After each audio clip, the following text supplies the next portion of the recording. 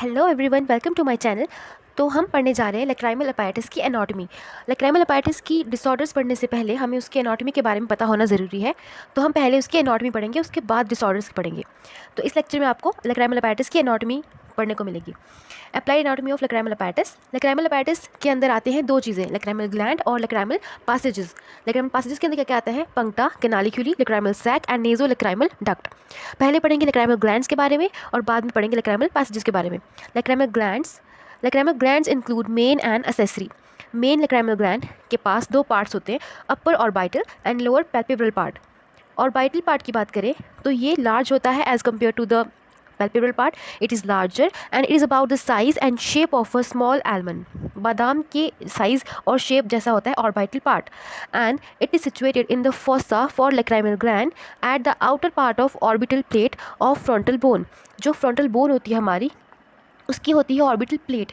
उस orbital plate का जो आउटर पार्ट है, बाहर वाला पार्ट है, वहाँ पर एक फोसा होता है जहाँ पर कौन प्रेजेंट होता है? Lacrimal gland. इसका भी कौन सा पार्ट? Orbital part. तो ऑर्बिटल पार्ट लार्ज है दूसरे पार्ट से, इसका साइज और शेप आलमंड जैसा है, और ये कहाँ पर है? फोसा में, लेक्राइमल ग्लैंड के फोसा में, जो कहाँ पर है? Outer part of orbital plate of the frontal bone. इसकी दो सर्फेसिस हैं, superior and inferior. Superior surface convex है इस तरह से, और it lies in contact with the bone यानी कि frontal bone, and inferior surface concave है and it lies on the levator palpebrae superioris muscle. उसके बाद हम पढ़ेंगे दूसरा पार्ट ग्लैंड का, जो कि है पैल्पेब्रल पार्ट। ये स्मॉल है as compare to orbital part and it consist of only one और टू लॉब्यूल्स। इसके सिर्फ एक या दो लॉब्यूल्स हो सकते हैं इसके पास।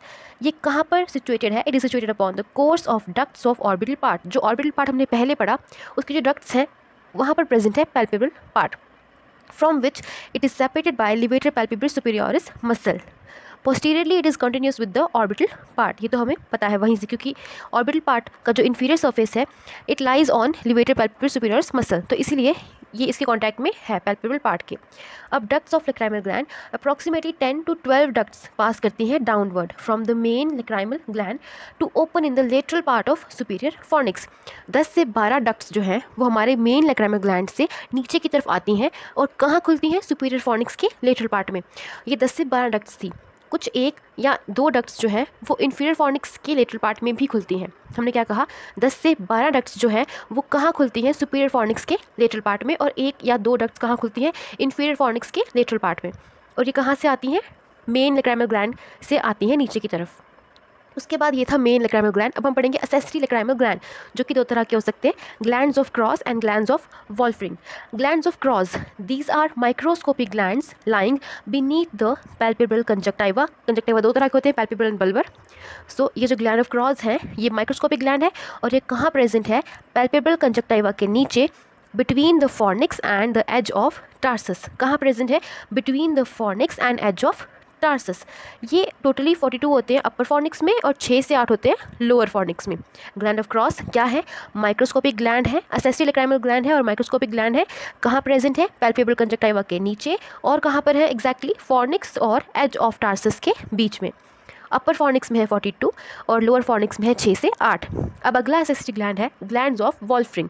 दे are present near the upper border of superior tarsal plate and along the lower border of inferior tarsus. ये भी ऊपर भी प्रेजेंट है, सुपीरियर टार्सल प्लेट में भी प्रेजेंट है, और नीचे भी इन्फीरियर टार्सस में भी प्रेजेंट है। ये हमने पढ़े असेसरी ग्लैंड्स। अब हम पढ़ेंगे structure, blood supply and nerve supply. All lacrimal glands are serous acini. जितने भी लेक्राइमल ग्लैंड हैं, main lacrimal gland as well as the 2 accessory lacrimal glands, all are serous acini, similar in structure to salivary gland. उन सब glands का structure किससे मिलता है? Salivary gland से। माइक्रोस्कोपिकली अगर हम देखें तो ये किस किस से बने हुए हैं? इन they consist of granular tissue यानी कि acini and ducts, connective tissue and puncta. जो लेक्राइमल ग्लैंड है, हमने क्या बोला कि वो सारे के सारे main as well as other accessory gland वो सीरस एसिनाई हैं। उनका स्ट्रक्चर सिमिलर है सिलाइवरी ग्लैंड से, और microscopically they consist of granular tissue, connective tissue and puncta. अब हम पढ़ेंगे इनकी ब्लड सप्लाई। जो मेन लेक्राइमल ग्लैंड है उसको सप्लाई कौन करती है? लेक्राइमल आर्टरी, जो किसकी ब्रांच है? ऑप्थेल्मिक आर्टरी की। Main lacrimal gland supplied by lacrimal artery which is a branch of ophthalmic artery. अब नर्व सप्लाई की बात करते हैं।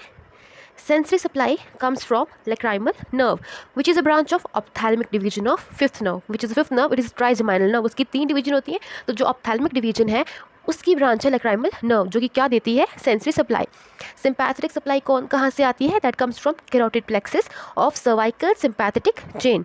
और secretomotor fibres are derived from superior salivatory nucleus, वहाँ से जाएगी सेंसेशंस ग्रेटर पेट्रोजल नर्व में, वहाँ से साइनैप्स बनेगी एट टेरिगोपैलेटाइन गैंग्लियन, वहाँ से जाइगोमैटिक नर्व के थ्रू लैक्राइमल नर्व के थ्रू जाएगी लैक्राइमल ग्लैंड में सिक्रीटोमोटर फाइबर्स।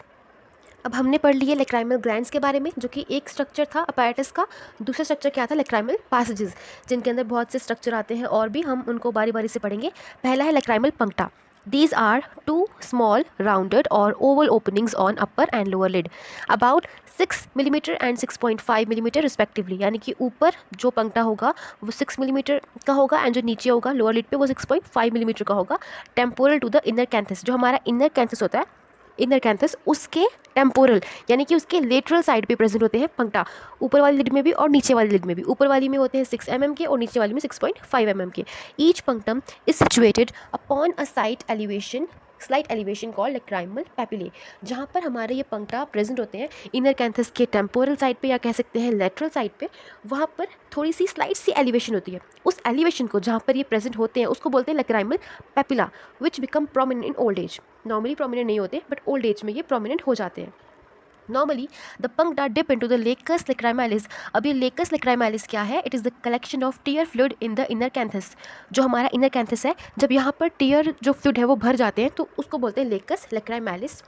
And normally जो puncta है वो इसके अंदर dip हुआ होता है। Next part है lacrimal canaliculi.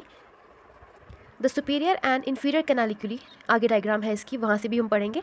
Inferior and superior canaliculi join the puncta to the lacrimal sac. पंक्टा से जो आगे डक्ट्स निकलते हैं वो मिलकर कैनालिक्यूली निकलती हैं, वो लैक्राइमल सैक तक जाती हैं। ईच कैनालिक्यूलस हैज़ 2 पार्ट्स, एक वर्टिकल पार्ट होता है और एक हॉरिजॉन्टल पार्ट होता है। वर्टिकल पार्ट छोटा होता है 1 से 2 mm का, और हॉरिजॉन्टल पार्ट थोड़ा बड़ा होता है 6 से 8 mm का। ये 2 पार्ट्स होते हैं कैनालिक्यूली के, which lie at right angle to each other. Horizontal part converge toward the inner canthus to open in the sac. जो हॉरिजॉन्टल पार्ट है वो कन्वर्ज करता है इनर कैंथस की तरफ, और जो लैक्राइमल सैक है वहाँ पर जाके खुलता है। द 2 कैनालिक्यूली में ओपन सेपरेटली भी खुल सकते हैं दोनों अलग अलग से लैक्राइमल सैक में, और इकट्ठे भी खुल सकते हैं। कैसे?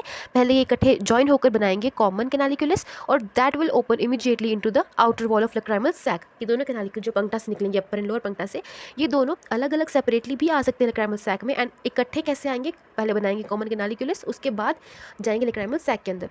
A fold of mucosa at this point forms the valve of Rosenmuller which prevent the reflux of tears. अब जो tears हैं जो पंक्टा के थ्रू और कैनालिक्यूली के थ्रू लैक्राइमल सैक तक आए, अब वो वापस ना चले जाएं तो उसको रोकने के लिए एक फोल्ड प्रेजेंट होता है म्यूकोजा का इस पॉइंट पे, जिसको हम क्या बोलते हैं? Valve of Rosenmuller. ये वाल्व बनाता है म्यूकोजा का फोल्ड, जो कि टीयर्स को वापस पीछे जाने से रोकता है। अब हमने 2 पार्ट पढ़ लिया, पंक्टा पढ़ लिया और लैक्राइमल कैनालिक्यूली पढ़ ली। अब हम पढ़ेंगे लैक्राइमल सैक। इसकी लोकेशन क्या है? It lies in lacrimal fossa located in the anterior part of medial orbital wall. Lacrimal fossa is formed by lacrimal bone and frontal process of maxilla. It is bounded by anterior and posterior lacrimal crest. Lacrimal fascia, which encloses lacrimal sac, is formed by periorbita. जो periorbita है that splits at the posterior lacrimal crest into 2 layers, which enclose the sac and again fuse at the anterior lacrimal crest. And between the lacrimal sac and the fascia lies alveolar tissue and venous plexus, which become continuous around the nasolacrimal duct. अब इसका size क्या है? When distended, जब ये भर जाता है तो lacrimal sac is about 12 to 15 mm in length and 5 to 6 mm in breadth with a volume of about 2 cc. इसके पार्ट्स हैं 3, फंडस, बॉडी और नेक। फंडस वो पोर्शन है जो कैनालिक्यूलिक की ओपनिंग के ऊपर है, बॉडी मिडिल पार्ट है, और नेक वो पार्ट है जो लोअर स्मॉल पार्ट है, and it is narrow and continuous with the nasolacrimal duct. Now अब हम पढ़ेंगे नेज़ोलैक्राइमल डक्ट के बारे में। डायमेंशंस एंड लोकेशन क्या क्या है इसकी? नेज़ोलैक्राइमल डक्ट एक्सटेंड करता है नेक ऑफ लैक्राइमल सैक। हमने लैक्राइमल सैक के जो पार्ट्स पढ़े उसमें से लैक्राइमल सैक की जो नेक है वहाँ से जाएगा इंफीरियर मिएटस ऑफ नोज़ तक लेके जाएगा, ये ड्रेनेज करेगा टीयर्स की। क्या करेगा? नेज़ोलैक्राइमल डक्ट एक्सटेंड करता है लैक्राइमल सैक की नेक पोर्शन से नोज़ के इंफीरियर मिएटस तक। It is about 15 to 18 mm long and it lies in a bony canal formed by the maxilla and the inferior turbinate. Direction जो है nasolacrimal duct की, that is downward, backward and laterally. Downward, backward and laterally. Externally, its location is represented by a line joining inner canthus to the ala of nose, inner canthus to the ala of nose. ये represent कर रहा है बाहर से किसको? नेज़ोलैक्राइमल duct की direction को, और वो कैसे होती है, downward, backward and laterally. Upper end of NLD is the narrowest part. Numerous membranous valves are present in the NLD. The most important is the valve of Hesner, which is present at the lower end of duct and prevent reflux from the nose. जैसे कि पहले present थी lacrimal sac में, क्या present था, valve of रोजेनमुलर, ताकि वहाँ से टीयर्स वापस न चले जाए. वैसे यहाँ पर भी नोज में प्रेजेंट होता है कि यहाँ से टीयर्स वापस न चले जाए, तो यहाँ पे प्रेजेंट होती है valve of Hesner. अब हम देखेंगे डायग्राम. जैसे इसमें देखिए आप, ये लेक्राइमल ग्लैंड दिखाया हुआ है. यहाँ पर पंक्ता है ऊपर वाला और यहीं पर नीचे वाला पंक्ता है, यानी कि अपर आईलिड और लोअर आईलिड में हमने क्या पढ़ा था, अपर आईलिड में जो पंक्ता है वो है 6 mm का, और जो लोअर में है वो है 6.5 mm का पढ़ा था हमने. फिर यहाँ से इसकी निकलेगी कैनालिक्यूली और यहाँ से लोअर निकलेगी कैनालिक्यूली. ठीक है, सुपीरियर या फिर और इन्फीरियर कैनालिक्यूली निकलेगी. ये है इसका वर्टिकल पार्ट एंड ये horizontal part, vertical and horizontal part. उसके बाद ये कहाँ जाएगा, कॉमन कैनालिक्यूलिस ये वाला पार्ट है जहाँ पर ये दोनों जॉइन हुए हैं. हमने कहा था ये दोनों जो कैनालिक्यूली है ये अलग अलग सेपरेटली भी आ सकते हैं लेक्राइमल सैक के अंदर, और कॉमन कैनालिक्यूलिस भी बना सकते हैं, और उसके बाद लेक्राइमल सैक में जाएंगे. ये है लेक्राइमल सैक वाला पोर्शन, और ये उसके नीचे क्या जा रही है, नेज़ोलैक्राइमल डक्ट. और ये कहाँ से कहाँ तक जाती है, हमने कहा था इनर कैंथस से जाती है, inferior meatus of the nose तक जाती है ये. और लेक्राइमल सैक में क्या प्रेजेंट होता है, रिफ्लक्स को रोकने के लिए टीयर्स के वाल्व ऑफ रोजेनमुलर, और यहाँ नोज़ में क्या प्रेजेंट होता है टीयर्स को फ्लो को रोकने के लिए, बैक फ्लो को रोकने के लिए वाल्व ऑफ हेजनर. तो इस एनाटॉमी में इतना ही था. Thank you.